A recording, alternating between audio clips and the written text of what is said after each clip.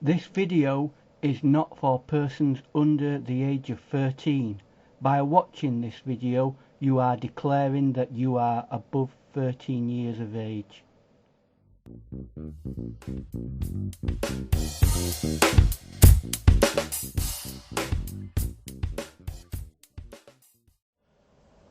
I'm going to be painting this scene, which has been kindly given to me from a reference photo by chrissycanvasart, and it's going to be an acrylic on watercolour paper.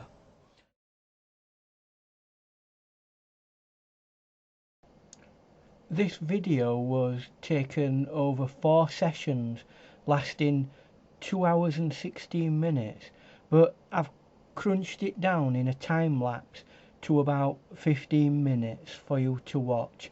It doesn't have any narration, but it's got some nice music, so enjoy what you can from it. And if you really want to learn a bit more, please go and have a look at the full narrated video, which explains step by step what I'm doing.